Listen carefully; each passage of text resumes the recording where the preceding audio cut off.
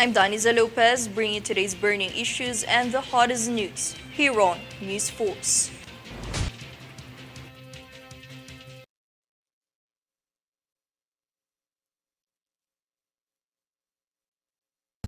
Here are today's headlines. COMELEC urged to activate automated election system for BSKE. MWSS says Angat Dam Water Level still above critical level. President Marcos Jr. sees South Commuter Railway project to generate more job opportunities. Congresswoman Geraldine urged LGBTQIA+ community not to use Sogie bill. Gilas, Pilipinas launches official lineup for SEABA U16 championships. Troye Sivan releases comeback track Rush. Fair and balanced news, comprehensive reports that will take you to the heart of the action. This is Newsforce.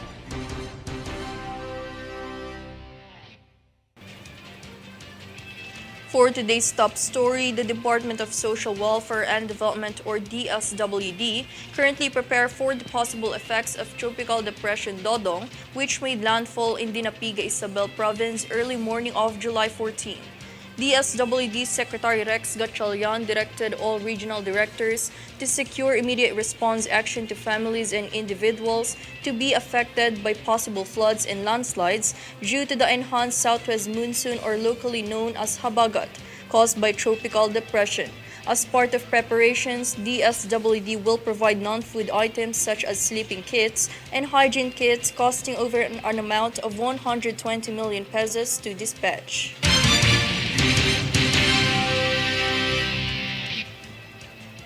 Recently, the Department of National Defense, or DND, conducted its third Joint Defense Committee, or JDC, meeting between the Philippines and the United Kingdom.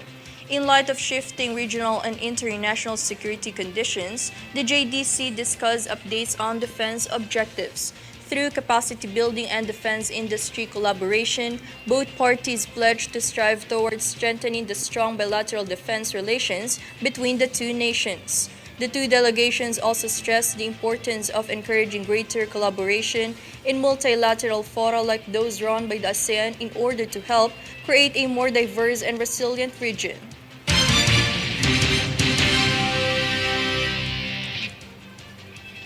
Meanwhile, the Philippine Coast Guard Commandant CG Admiral Artemio Abu recently met Canadian Ambassador to the Philippines David Hartman at the National Headquarters Port area of Manila. CG Admiral Abu highlighted that the engagement with the Canadian Embassy in the Philippines on marine domain awareness, training, and trade prospects is aimed at supporting the organization become a top-tier institution.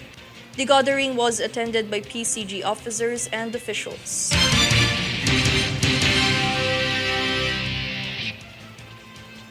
The House Committee on Suffrage and Electoral Reforms has passed a resolution asking the Commission on Elections to conduct the Barangay and Sangguniang Kabataan Elections, or BSKE, using the Automated Election System, or AES. According to the proposal, implementing AES in the BSKE will speed the announcement of the election's results and winners, claiming the AES would eliminate potential mistake and confusion in the evaluation of ballots.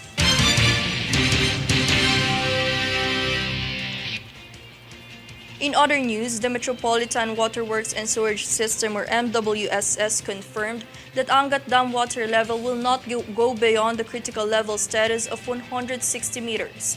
According to MWSS Division Manager Patrick Dizon, lowest water level in Angat Dam will most likely drop from 175 to 176 meters. As El Nino poses a threat to water supply, Dizon said that they are actively working with water concessionaires to find ways in providing water.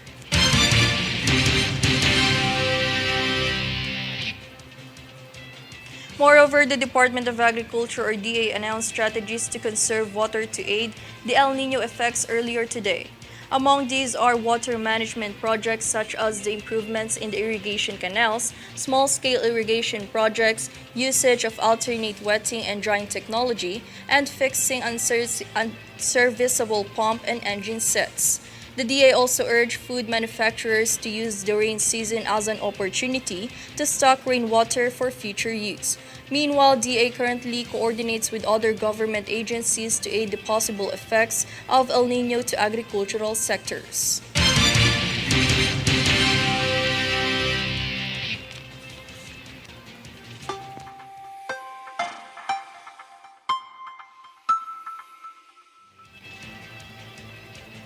For weather updates, as Tropical Depression Dodong made landfall in Dinapiga, Isabela early on Friday morning, 15 regions were declared under tropical cyclone wind signal number 1.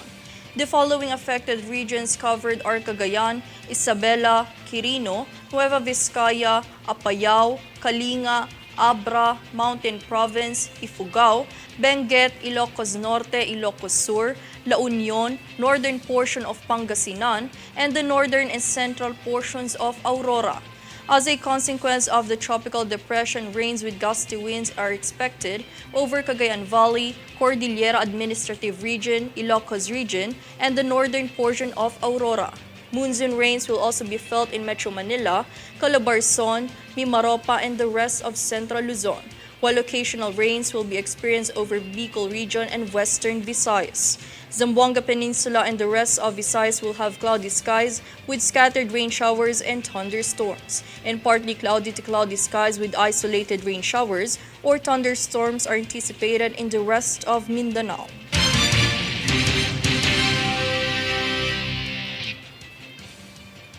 Coming up next on Newsforce. DA partners with DOJ to ensure food security and rehabilitative justice. Senator Jinggoy Estrada seeks recognition of Baclaran Church as heritage site and tourist destination.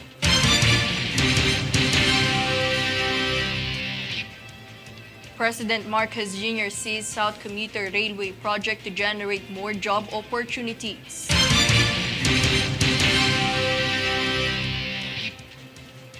Stay tuned for more stories and reports when Newsforce returns.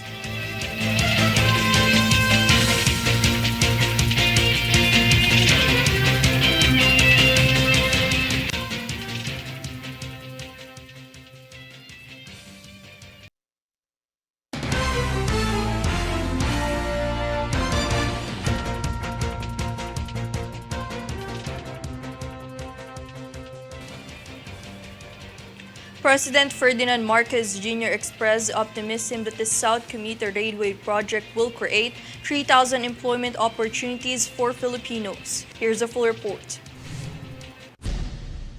With the emergence of the South Commuter Railway Project or SCRP underway, President Ferdinand Marcos Jr. expects that it will generate 3,000 job openings for Filipinos. President Marcos Jr. labeled the SCRP as a more efficient and inclusive transportation system in the country. The signing of 3 contract projects for the construction of railway projects spanning 14.9 kilometers will contribute to the government's target of catering to 800,000 daily commuters. Marcos Jr. conveyed his gratitude to the government's partners for their collaboration in making the project a reality. The president said that the development is a step towards enhanced transportation infrastructure and improved commuting experience for the Filipino population. For Golden Nation Network, this is Daniza Lopez.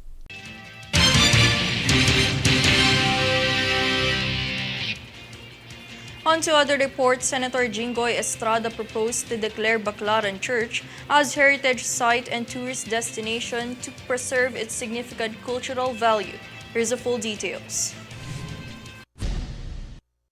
Senator Jinggoy Estrada seeks to declare the National Shrine of Our Mother of Perpetual Help as heritage site and tourist destination after the National Museum announced it as an important cultural property or ICP.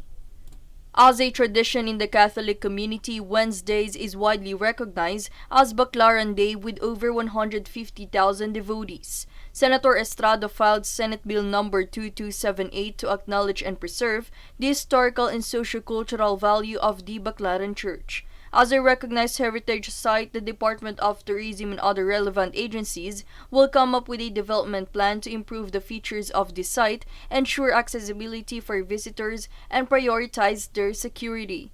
Following the declaration of the National Museum to Baclaran Church as an ICP, the 65-year-old architectural masterpiece shrine is now eligible for government subsidies to maintain its preservation. For Golden Nation Network, this is Daniza Lopez.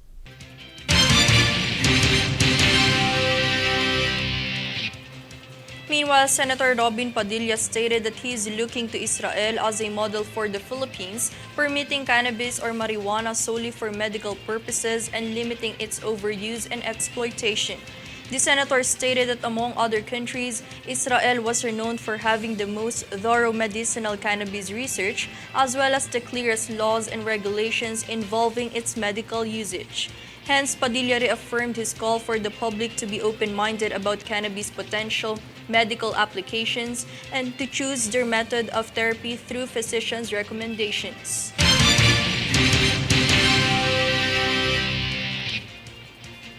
Separately, Bataan Representative Geraldine prohibits the LGBTQIA+ communities in using the Sogie Equality Bill or the Anti-Discrimination Bill as an excuse to violate laws and flout society's norms. The Congresswoman expressed her dismay after the consecutive recent controversial incidents from the Pride community that resulted in physical injuries, alarm and scandal, disobedience to authority, and offending religious feelings.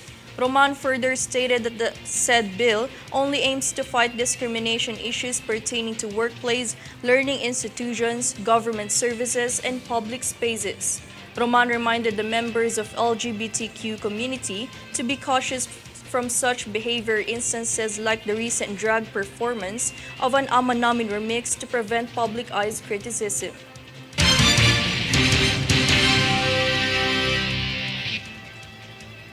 The Department of Agriculture, instigated by President Ferdinand Marcos Jr., partnered with the Department of Justice to make use of vast idle lands for agricultural productivity and progress of persons deprived of liberty. Jade Buhay for the full details. President Ferdinand Marcos Jr. led the collaborative project of the Department of Agriculture or DA and the Department of Justice or DOJ to utilize vast idle lands for the enhancement of agricultural sector and rehabilitation of persons deprived of liberty or PDLs. Recently, the Memorandum of Agreement for the Reformation Initiative for the Sustainable Environment for Food Security or the DA-DOJ Royce Project was signed by DA Undersecretary Domingo Panganiban and DOJ Undersecretary Raul Vasquez on July 13.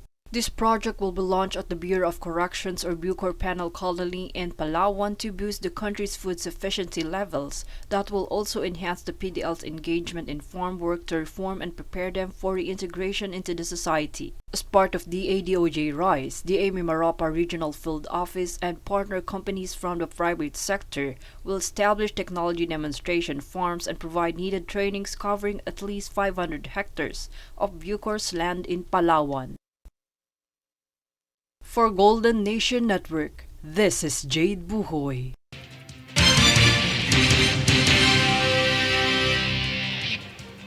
Moreover, 30 port projects are expected to be finished by the end of this year by the Philippine Ports Authority or PPA, which began operating under the Marcos regime last year. These initiatives are seen a part of President Ferdinand Marcos Jr.'s Build Better More program and are intended to help the nation recover from the pandemic's effects on the marine sector and the rest of the country. According to the PPA, 6 of the projects were finished earlier this year, 11 were finished in 2022, and 13 were still in progress.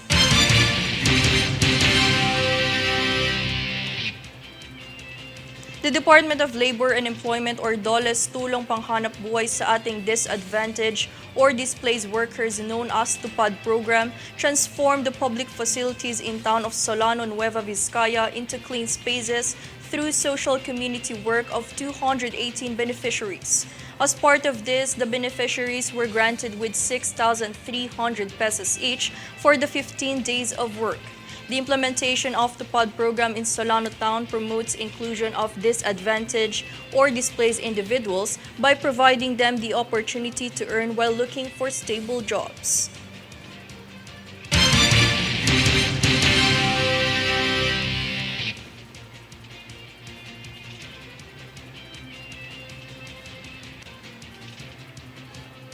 Up next on Newsforce.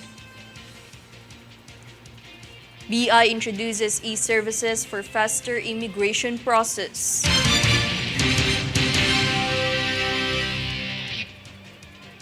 Gilas, Pilipinas launches official lineup for SEABA U16 Championships.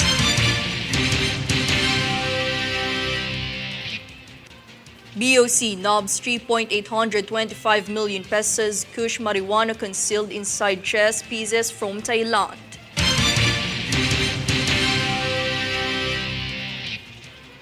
Stay tuned for more stories and reports when Newsforce returns.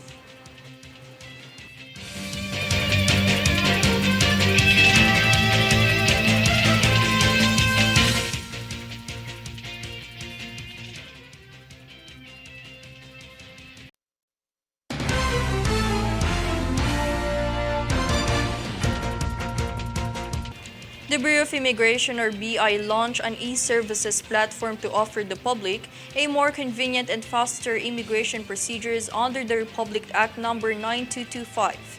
BI Commissioner Norman Tansinco also mentioned the introduction of the online visa waiver and tourist visa extension as part of the notable features in the platform.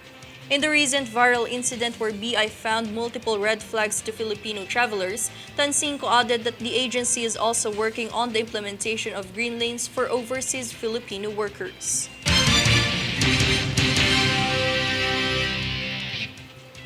The Bureau of Customs confiscated over 2,000 grams of high-grade kush marijuana worth more than 3 million pesos concealed inside chess pieces furniture from Bangkok, Thailand.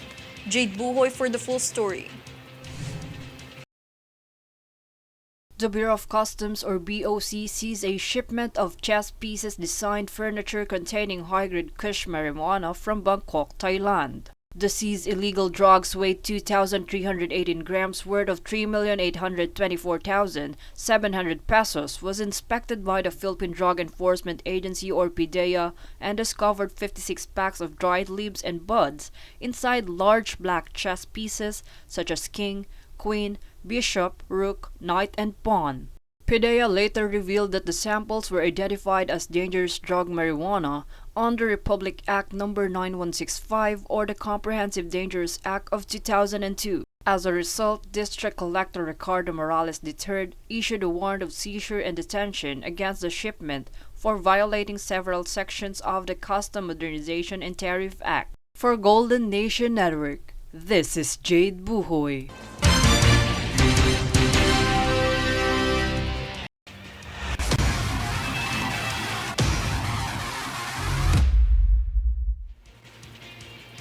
On sports, the Gilas Pilipinas Youth Under-16 who will compete for the Southeast Asian Basketball Association or SEABA Championships released their official lineup yesterday.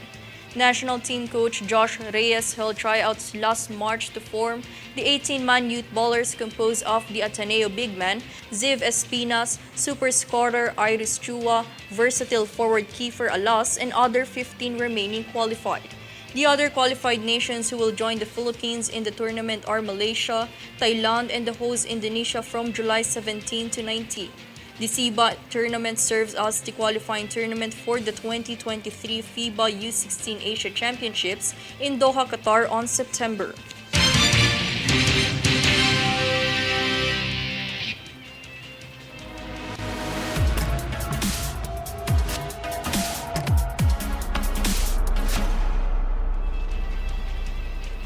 For entertainment news, the comeback track Rush by Australian artist Troye Sivan was released to promote his upcoming studio album. On October 13, Sivan will be releasing Something to Give Each Other, his third studio album. It can be recalled that his most recent single, Angel Baby, was warmly welcomed internationally and peaked at the top of the charts in 2021.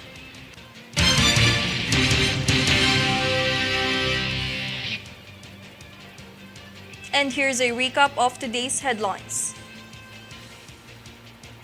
Here are today's headlines. COMELEC urged to activate automated election system for BSKE.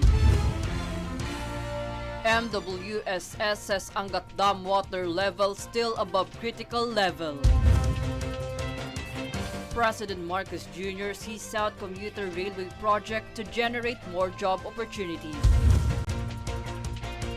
Congresswoman Geraldine urged LGBTQIA+ community not to use Sogie bill.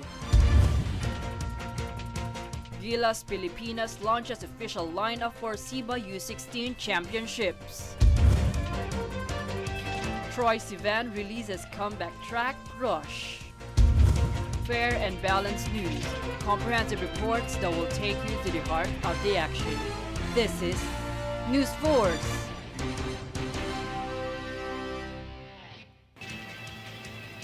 And those were the top stories of the day. Stay updated on the day's biggest stories and get updates on our Facebook page, facebook.com/Golden Nation Network.